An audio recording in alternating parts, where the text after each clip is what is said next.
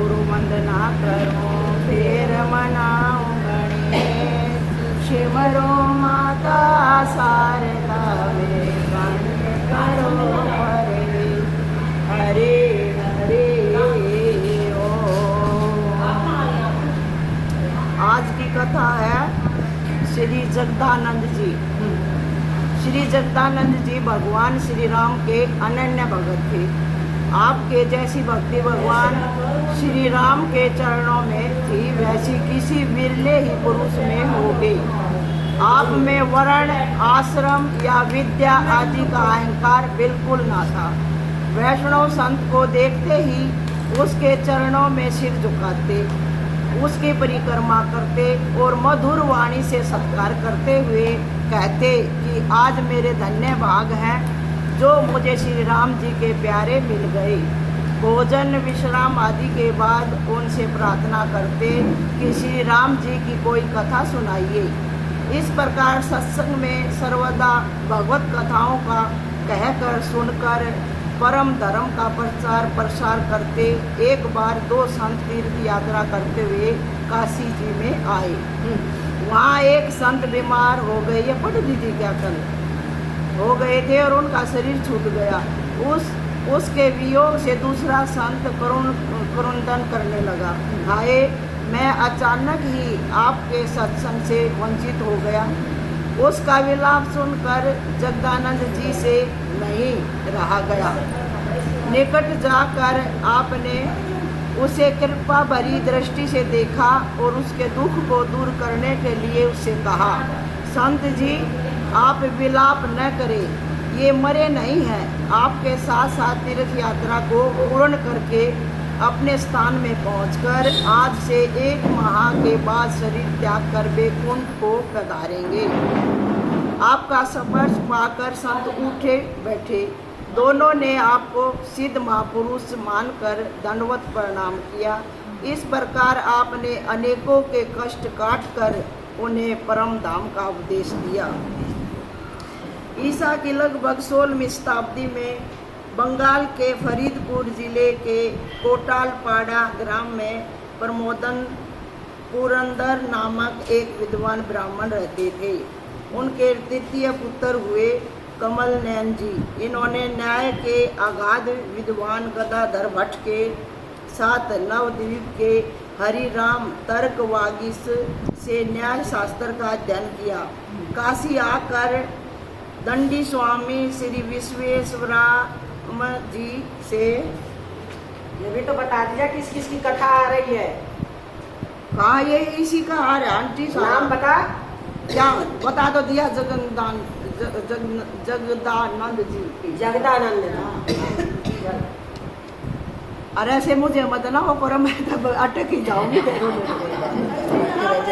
इन्होंने वेदांत का अध्ययन किया और यही संन्यास ग्रहण किया। संन्यास का इनका नाम मधुसूदन सरस्वती पड़ा।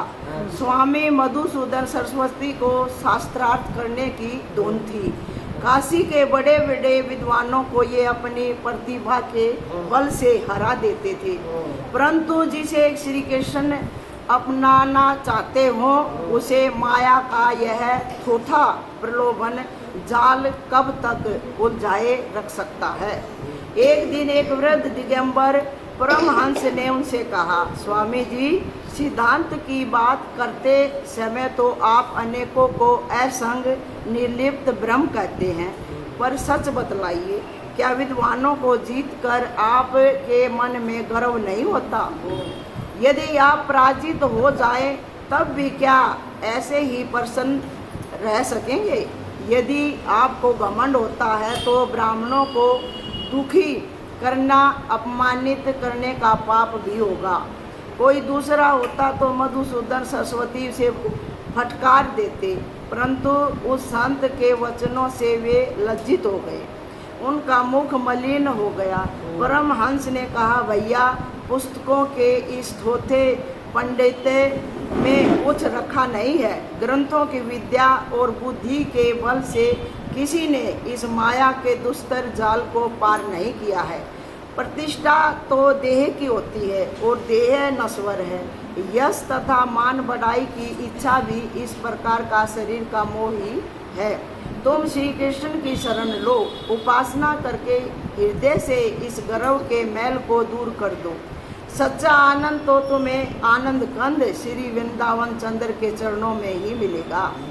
स्वामी जी ने उन महात्मा के चरण पकड़ लिए। दयालु संत ने श्री कृष्ण मंत्र देकर उपासना तथा ध्यान की विधि बताई और चले गए। मधुसूदन सरस्वती ने 3 महीने तक उपासना की। तब जब उनको इस अवधि में कुछ लाभ ना जान पड़ा, तब काशी छोड़कर ये घूमने निकल पड़े। कपिल धारा के पास वही संत इन्हें फिर मिले। उन्होंने कहा, स्वामी जी, लोग तो भगवत प्राप्ति के लिए अनेक जन्मों तक साधन भजन तप करते हैं और फिर भी बड़ी कठिनता से उन्हें भगवान के दर्शन हो पाते हैं, पर आप तो 3 ही महीने में घबरा गए। अब अपनी भूल का स्वामी जी को पता लगा। ये गुरुदेव के चरणों पर गिर पड़े। काशी लौट कर ये फिर भजन में लग गए। प्रसन्न होकर श्री श्याम सुंदर ने इन्हें दर्शन दिए।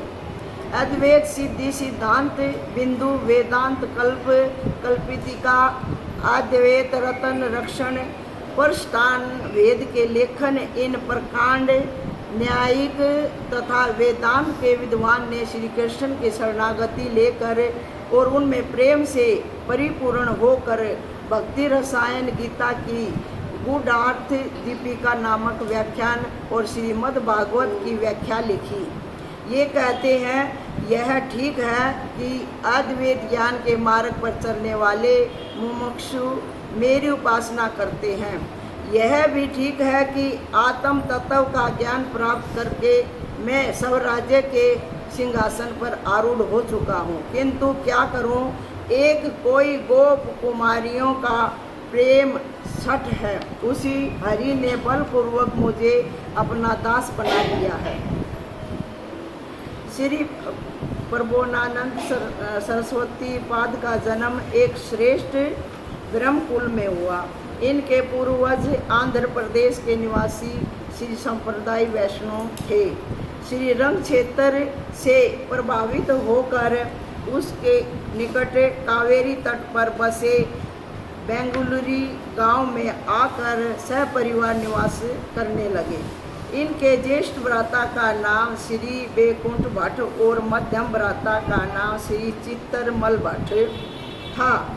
श्री गोपाल भट्ट श्री बैकुंठ भट्ट जी के सुपुत्र थे। श्री गौरांग महाप्रभु तीर्थ यात्रा के ब्याज से प्रेमा भक्ति का वितरण करते हुए दक्षिण देश में पधारे। तब श्री बैकुंठ भट्ट ने उन्हें अपने घर पर चतुर्मास बिताने के लिए आग्रह पूर्वक रखा। फिर भट्ट परिवार महाप्रभु जी के प्रेम से प्रभावित होकर उनके पदाश्रित हो गया। सरस्वती पाद बाल्यकाल में अति प्रतिभाशाली थे, अतः अल्प व्यय से ही अनेक शास्त्रों का अध्ययन कर सुप्रसिद्ध विद्वान हो गए और संसार की कटुता का अनुभव कर गृहस्थ आश्रम में प्रवेश किए बिना ही काशी आकर उन्होंने संन्यास ग्रहण कर लिया और प्रकाश नंद सरस्वती के नाम से विख्यात हुए। इनकी विद्वता से प्रभावित होकर अनेक विद्वान छात्र इनसे विद्या लाभ करने लगे। वेदांत पुराण आदि की व्याख्या सुनकर काशीवासी विद्वान और सन्यासी इन पर मुग्ध हो गए। बिंदु माधव के निकट इनका मठ था। आप अद्वैतवाद के प्रधान आचार्य पद पर प्रतिष्ठित होकर उसका प्रचार प्रसार करने लगे। आपके शिष्यों की संख्या 10,000 के लगभग थी। श्री मन महाप्रभु अद्वैतवादी एवं कुतर्कियों को प्रेम प्रदान करते हुए श्री नीलाचल पधार चुके थे। वहाँ राजा प्रताप रुद्र की प्रेरणा से श्री वासुदेव सार्वभौम भट्टाचार्य निवास करते थे। ये भी प्रकाशानंद के समान अद्वितीय विद्वान तथा इनसे पूर्ण परिचित थे। इनके पास अनेक वेदांती सन्यासी वेदांत भाष्य का अध्ययन किया करते थे। ये भी गौरांग देव से प्रभावित हुए और माया मूलक वेदांत भाष्य का खंडन श्री महाप्रभु के मुख से सुनकर इनका विद्याभिमान चूर चूर हो गया। षडभुज महाप्रभु का दर्शन करके तो इन्होंने पूर्ण रूप से प्रभु चरणों में आत्म समर्पण ही कर दिया और उनके अनुयायी बन गए। यह बात जब प्रकाशानंद जी ने सुनी तो उन्हें बड़ा आश्चर्य हुआ और उन्होंने महाप्रभु को कोई इंद्रजाली समझा। धीरे धीरे इन्हें यह भी ज्ञात हुआ कि मेरे पूर्व आश्रम के भ्राता और भतीजा आदि श्री कृष्ण चैतन्य सन्यासी के रंग में रंग गए। उसमें कौन सा ऐसा गुण है जो सब पर मोहिनी डाल देता है, नाचता गाता और हंसता है। यह कैसा सन्यासी है। इनका मन रीझ उठा और अब ये अद्वैत मत के समर्थन के साथ साथ भक्ति के अनुष्ठानों की निंदा करने लगे कि भक्ति तो भावुकों या स्त्रियों का धर्म है। दुर्लभ चित्त अज्ञानियों ने उसकी कल्पना कर ली है। ज्ञानी या पुरुष होकर नाचना गाना लज्जाजनक है, इससे तो मर जाना अच्छा है। यद्यपि प्रकाशानंद जी विद्वान थे, त्याग वैराग की पराकाष्ठा पर पहुँचे हुए थे। बहुत से सन्यासियों के गुरु पद पर प्रतिष्ठित थे, किंतु मान अपमान ईर्ष्या द्वेष आदि त्यागी विद्वान के भी समाप्त नहीं होते हैं। केवल अहम ब्रह्म अस्मि या सोहम की रट लगाकर कोई माया से छुटकारा नहीं पा सकता जब तक प्रभु शरणागत ना हो। प्रकाशानंद जी सोचते थे कि यदि मेरे सामने एक बार आ जाए, मेरी वेदांत व्याख्या सुन ले तो निश्चय ही उसका नाचना गाना छूट जाएगा। ये अपनी भावनाओं का संवरण न कर सके और गौरांग देव पर अपना प्रभाव जमाने के लिए उन्होंने एक पत्र में निम्नलिखित श्लोक लिख कर एक यात्री के हाथ नीलाचल प्रभु के पास भेज दिया। श्लोक है, संस्कृत में है। अब गलत भी पढ़ा जाता आंटी, सुधार लेना। ये पढ़ो कि ना पढ़ो, संस्कृत अर्थात जहाँ मणिकर्णिका नामक निर्मल सरोवर है और श्री गंगा श्री की पवित्र नदी है तथा जिस स्थान पर स्वयं श्री शंकर जी सभी प्राणियों को मोक्षप्रद तारक मंत्र रतन प्रदान करते हैं। कामदेव के रिपु श्री शिव जी के ऐसे अद्भुत धाम को जो मोक्ष मार्ग में स्थित है, उसे छोड़कर अन्यत्र अज्ञानी पशुवत मूर्ख मनुष्य ही सुख की आशा में मृग मरीचिका में दौड़ता है। तात्पर्य यह है कि काशी में आकर रहने से मोक्ष मिलेगा और अन्यत्र रहने से भवसागर में डूबना पड़ेगा। श्री महाप्रभु जी ने बड़े आदर के साथ पत्थर को लिया, पर श्लोक पढ़कर प्रसन्नता नहीं हुई। पत्थर पर शीर्षक के समान अर्थ श्री गौरांग देव ने उसी यात्री के हाथ उत्तर स्वरूप निम्नलिखित श्लोक लिखकर भेज दिया।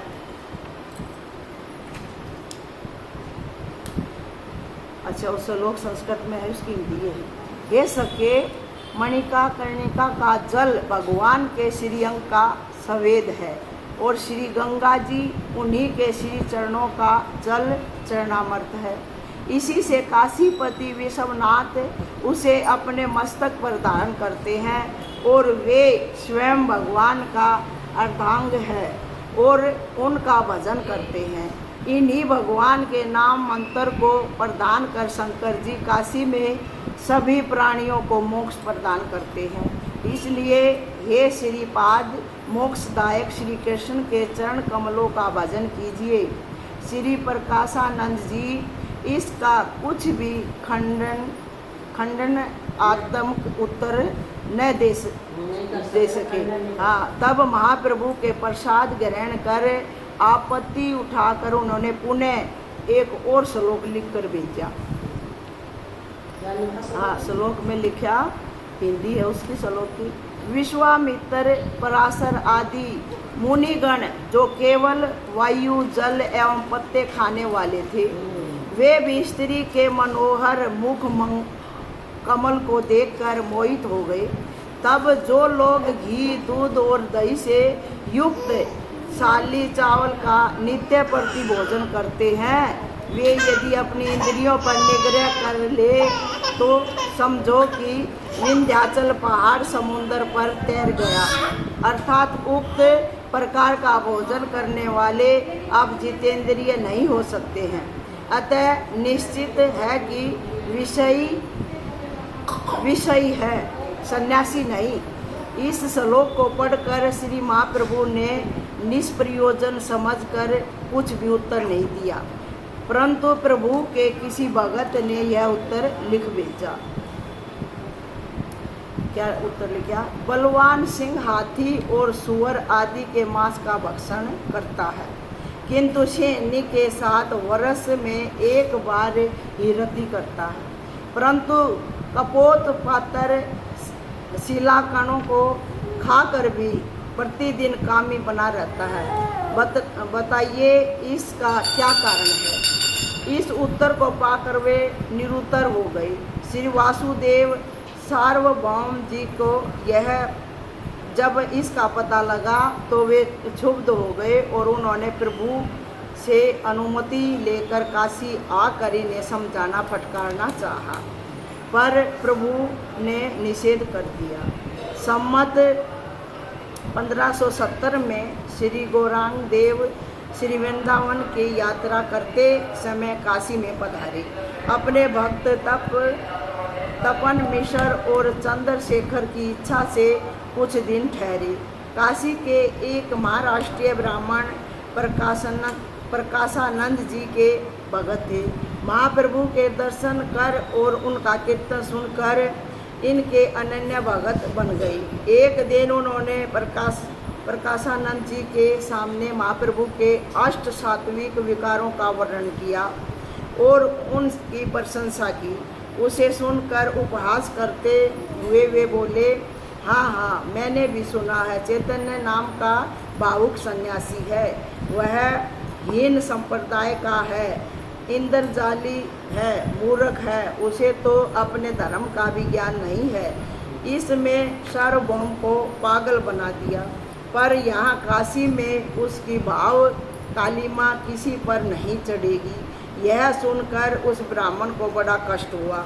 सारा वृत्तांत उसने महाप्रभु जी को आकर सुनाया और कहा कि उन्होंने केवल चैतन्य ही कहा, आपका पूरा नाम भी नहीं सादर सहित लिया। श्री महाप्रभु ने कहा, वे मायावादी हैं, अतः उनके मुख में श्री कृष्ण नाम कैसे आ सकता है। कुछ दिन काशी में निवास कर आप वृंदावन की ओर चल दिए। श्री प्रकाशानंद जी ने जब यह सुना तो वे प्रसन्न होकर बोले, मैंने जो कहा था वही हुआ। मेरे डर के मारे वह मेरे पास तक नहीं आ सका। मेरा विश्वास है कि अब वह काशी में आएगा ही नहीं, और यदि आएगा भी तो क्या कर लेगा। पर तुम लोग सावधान रहना, उसके पास भूल कर भी ना जाना। यानी सन्यासी के मुख से ऐसी बातें सुनकर सज्जनों के प्राण रो उठते। श्री वृंदावन की यात्रा करके उन्हें श्री मन महाप्रभु काशी जी में पधारे और तपन मिश्र के घर पर ठहरे। मतलब इस प्रकाशानंद जी का और चैतन्य महाप्रभु का वो हो रहा है, ये संवाद हो रहा है। हाँ, ये प्रकाशानंद जी तो है शंकर भगवान के भगत और चैतन्य महाभगवान है ये कृष्ण भगवान के, तो ये एक दूसरे में वो निकाल दिए। हाँ, श्री वृंदावन की यात्रा करके पुण्य श्रीमन महाप्रभु काशी जी में पधारे और तपन मिश्र के घर पर ठहरे। गौर भगत चाहते थे कि प्रभु कृपा सभी को प्राप्त हो।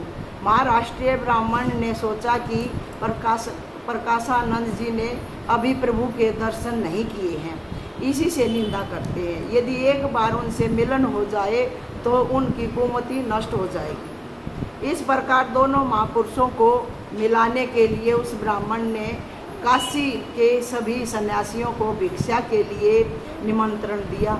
श्री महाप्रभु ऐसे किसी भोज भंडारे में जाने के इच्छुक न थे, पर वे कई भक्तों के प्रेमाग्रह को टाल न सके, चलने के लिए तैयार हो गए।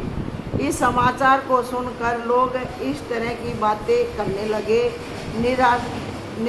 निर्धारित समय पर सभी सन्यासी इस उत्सुकता से आए कि देखे उस सन्यासी को जिससे प्रभावित होकर लोग उनसे ही भगवान मानने लगते हैं, उन्हें ही भगवान मानने लगते हैं। कुछ चैतन्य महाप्रभु को कुछ लोग शास्त्रार्थ सुनने मिलने के दृश्य एवं उसके परिणाम को साक्षात्कार करने आए। श्री प्रकाशानंद जी भी ऊंचे सिंहासन पर आकर विराजे। चारों ओर बैठा दंडी सन्यासियों का समुदाय उनकी शोभा और महिमा को बढ़ा रहा था। उसी समय श्रीमन महाप्रभु अपने भक्तों सहित पधारे। उनके महाज्योतिर्मय दिव्य भव्य स्वरूप को देखकर सभी लोग प्रभावित हो गए और कितने तो उठकर खड़े हो गए। प्रभु ने सभी की वंदना की। पाद प्रकाशन के बाद वही गीली धरती पर ही बैठ गए।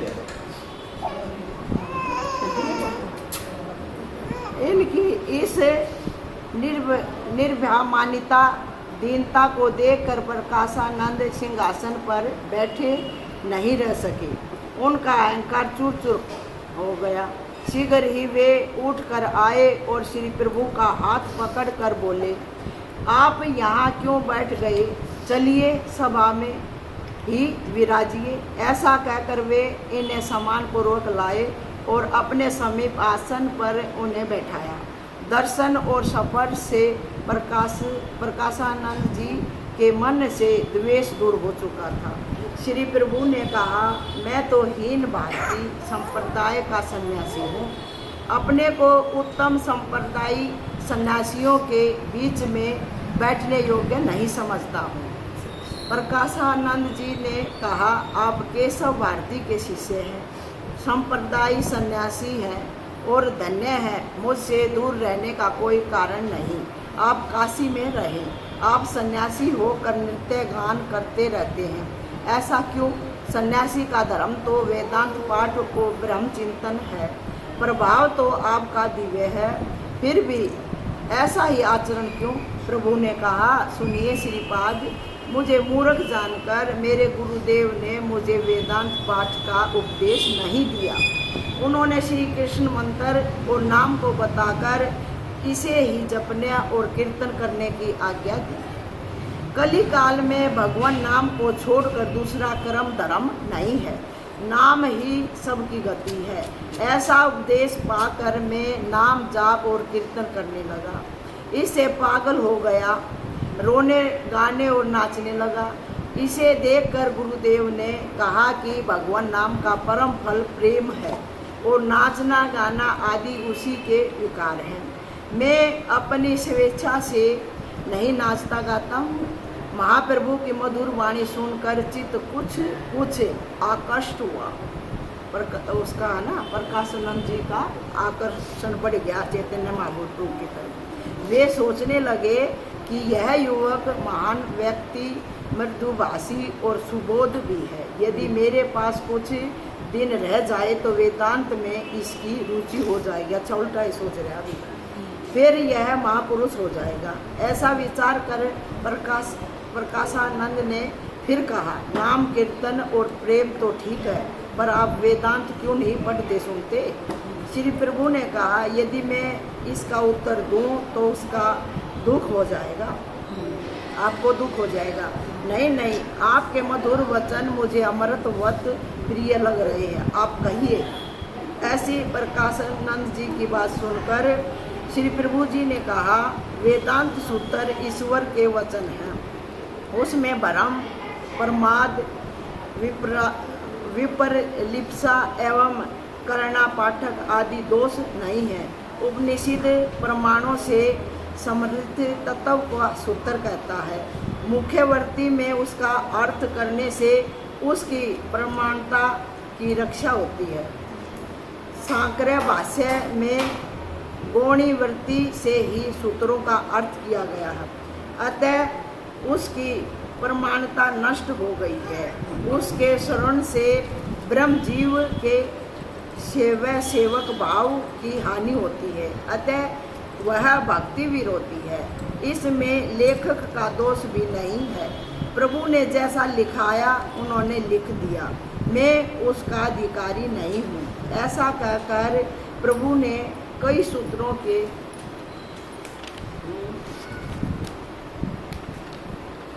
अनुकूल प्रतिकूल अर्थ प्रस्तुत किए, जिसका प्रतिवाद प्रकाशानंद जी नहीं कर सके।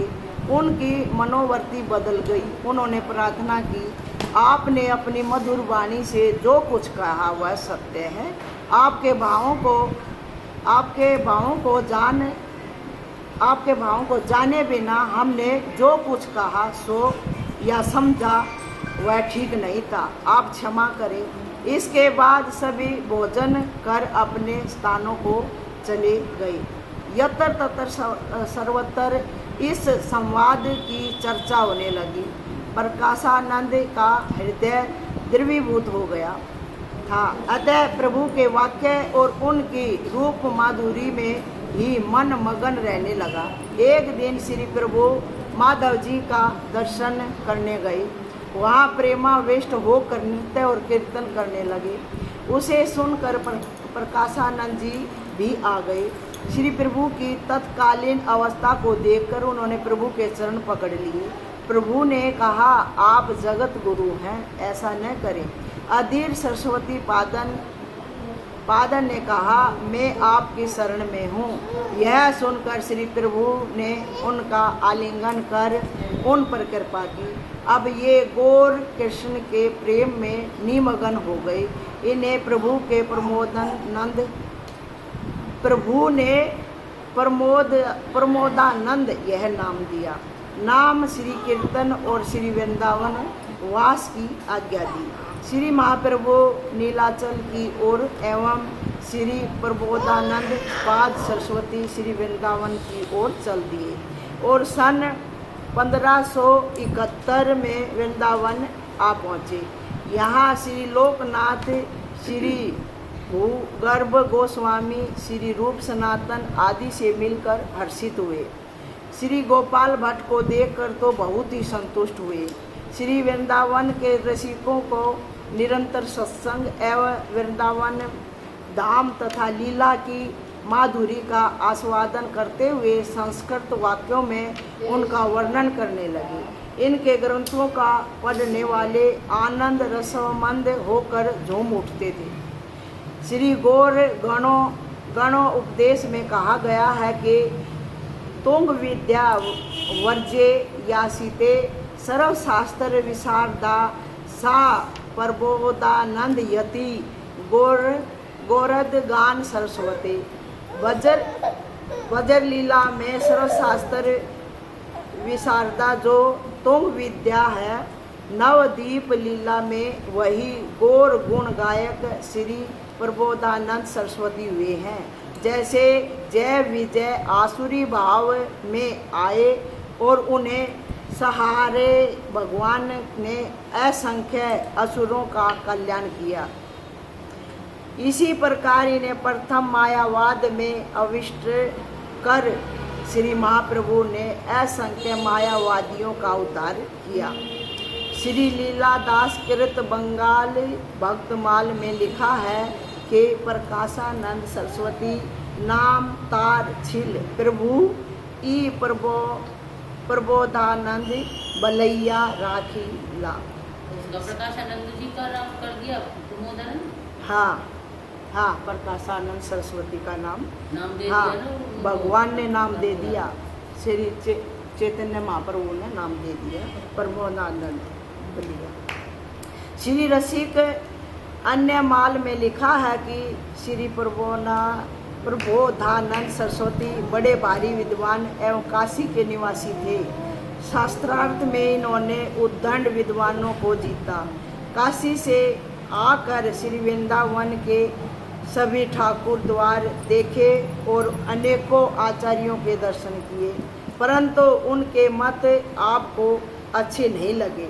श्री परमानंद जी रसिक से मिले और सत्संग करके संतुष्ट हुए, पर नित्य विहार की बात आपके मन में नहीं आई। श्री शास्त्र पुराणों में वर्जित मानसरोवर की महिमा सुनकर कुछ श्रद्धा हुई। तब वे वैशाखी पूर्णिमा की रात में जाकर वहाँ रहे। गोधन देखकर प्रसन्नता हुई। उसके बाद वह उदासी दिखाई पड़ी। 2 घड़ी रात गए, वहाँ भयानक दृश्य दिखाई दिए। फिर सिंह सिंहनी का गर्जन सुनकर शंकित हुए। उसके बाद नाग नागनियों ने दर्शन दिए। पश्चात पवन ने बुहारी लगाई और बादलों ने छिड़काव किया।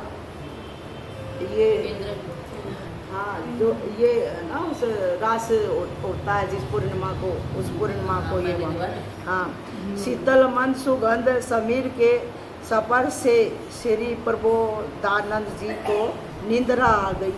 श्री कुंज बिहारी ने इन्हें अनधिकारी समझकर मथुरा की कुटी में पहुंचा दिया। अनधिकारी है, इस चीज का अधिकार नहीं है। हाँ, अनधिकारी है।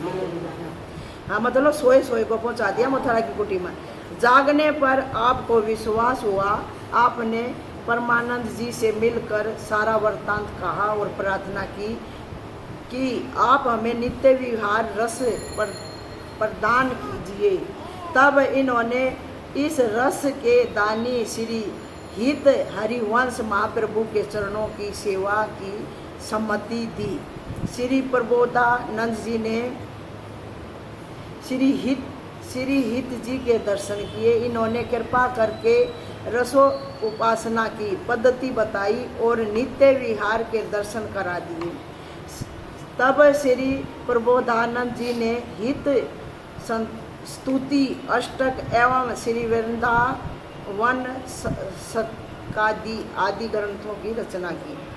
उसमें नित्य विहार रस की लीला का वर्णन किया और अनन्य निष्ठा पूर्वक श्री वृंदावन धाम में वास किया। श्री प्रबोधानंद जी बड़े रसिक एवं प्रेमानंद में विभोर रहने लगे, महान संत बने और आनंद कंद श्री गौरांग महाप्रभु के प्रिय सेवक थे। आपने श्री वृंदावन बिहारी जी की नित्य नई निकुंज लीलाओं का अनुभव करके उनका अपने ग्रंथों में वर्णन किया, लिख दिया तथा प्रियतम की अनुपम रूप माधुरी के मधुर रस का पान कर उन्हें अपने नेत्रों की पुतली बना लिया। श्री वृंदावन महामृत्य आदि ग्रंथों में आपने श्री वृंदावन धाम के वास से मिलने वाले दिव्य सुख को प्रकाशित किया। इस प्रकार वज्र रस के परमानंद सागर को भावुकों के लिए सुलभ किया तथा भगवत भक्ति विहीन कर्म धर्मों के आचरण को आपने त्याज्य बताया। आपके द्वारा वर्णित रस सिद्धांत को पढ़ कर एवं सुन कर करोड़ों भक्तों ने प्रेम रंग प्राप्त किया। श्री वृंदावन धाम का वास आपको ऐसा प्रिय लगा कि आपने उस पर अपना तन मन और धन सर्वस्व न्यौछावर कर दिया। श्री प्रियादास जी ने श्री प्रबोधानंद जी के बारे में अपनी कविता में लिखा है। श्री प्रबोधानंद बड़े रसिक आनंद कंद श्री चैतन्य चंद जू के पार्षद प्यारे हैं। राधा कृष्ण कुंज के ली निपट निवेली कही जेली रस रूप दोऊ किए दग तारे हैं। वृंदावन वास को हुलास ले प्रकाश कियो दियो सुख सिंधो करम धर्म सब तारे हैं। ताही सुनी सुन कोटि कोटि जन रंग पायो विपिन सुहायो बसे तन मन वारे हैं। ये हो गए यहाँ पे इनका चरित्र पूरा। अब आ रहा है श्री द्वारका दास जी। और पद हो गए। और क्या करेंगे, बड़ा भी तो भजन गाने रखा था। हाँ हाँ पढ़ लो हाँ? पढ़ लो पढ़ लो। अच्छा सब श्री द्वारका जी दास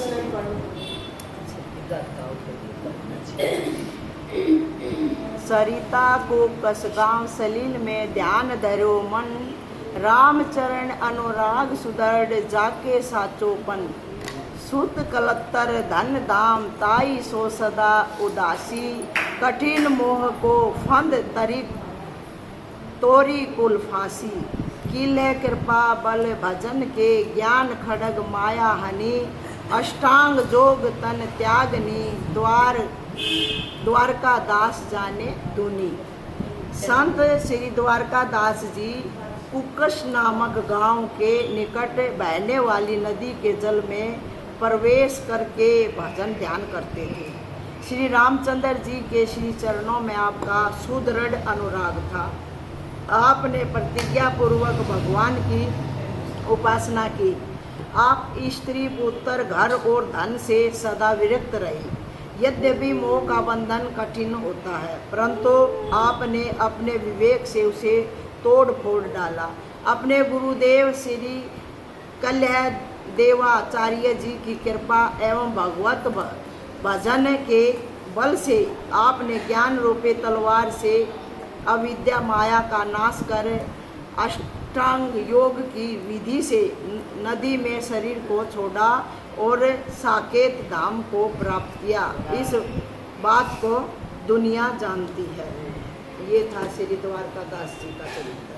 अब आगे आ रहा श्री पूरण जी का।